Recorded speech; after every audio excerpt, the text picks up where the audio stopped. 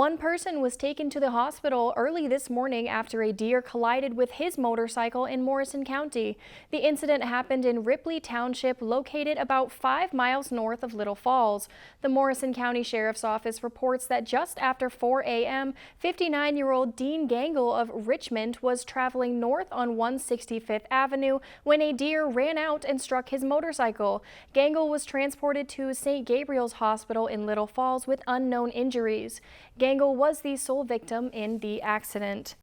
Lakeland News is a nonprofit news organization. Donate to Lakeland PBS today to support your local news team.